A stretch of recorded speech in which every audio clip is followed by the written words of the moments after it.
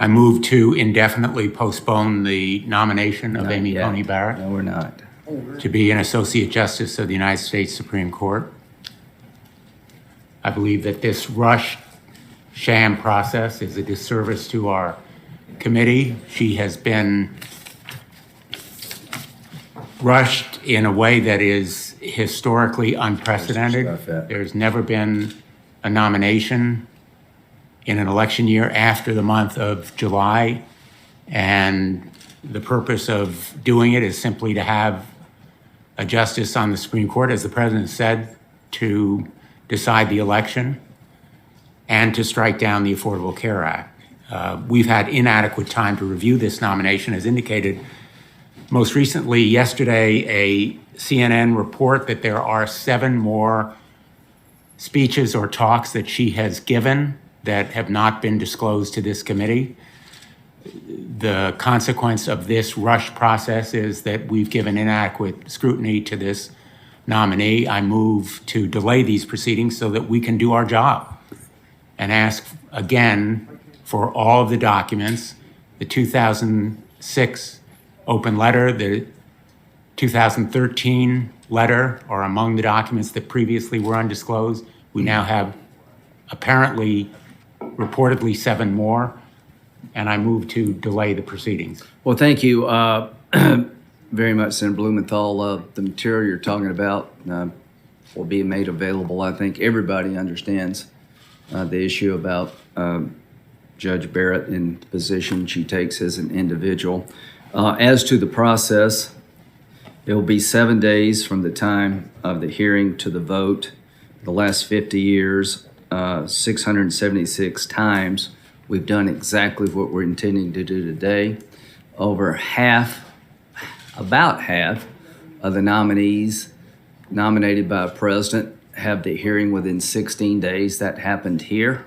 We've had 2 Supreme Court justices confirmed totally from the time they were nominated to being on the voting by the Senate, 17 to 19 days.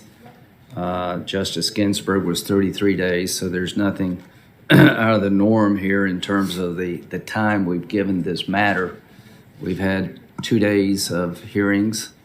Each member had 50 minutes. So with all due respect, we'll call the roll on the motion. Mr. Chairman? And I will be urging a no vote. Yes, Mr. ma'am. Chairman, I just wanted to join in with Senator Blumenthal here. This is a sham, and I just heard you talk about precedent. The closest precedent, which what matters to me, is what all of you said.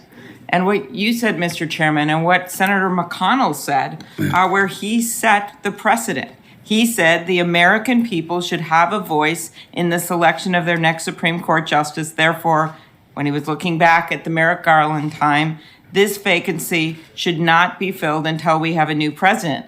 This is even closer in time than that. And the best precedent that we really have is when Abraham Lincoln was president, and it was the closest in time that we have had in history to this, when a justice died closest to the election, and he waited until after the election to make the selection. And I look at the words of my colleagues in this committee, people I work with very well all the time. I look at that historical example, and I think it leads us to one end, and that is that we should allow the winner of the election to pick this nominee, that we should make sure that we do this after the election, and that we remember that we have literally millions and millions of people voting as we speak. You all know that. And the final thing that concerns me is that the president himself has been making it very clear why he wants this justice on the court. He said he wants 9 people after the election. He says that he wants a court that's going to overturn Obamacare. He has made all of this clear. So to me, not only do you have your own precedent, not only do you have the example of Abraham Lincoln, but you have the fact that because of what this president has been saying, it undermines this process, undermines the court, and that is why we should delay. And the final word is why we are not working right now on a COVID relief package in the middle of a pandemic is the final pits about this whole process, because that's what we should be doing. That's what the American people want. 74% of them say we should be doing that instead of working on this. And I think the time has come to be honest about what's going on here. You are just trying to ram through this justice against your own words in light of everything this president has said, where he won't even commit to a peaceful transition of power. That's the world we're in right now. It's not some ivory tower where people are talking, with all respect to one of my colleagues, about the dormant commerce clause. This is about peaceful transition to power and the effect that this has on people's lives, the effect it has on their lives when the Affordable Care Act is hanging in the balance, and whether or not people are going to be kicked off of their health insurance for pre-existing conditions.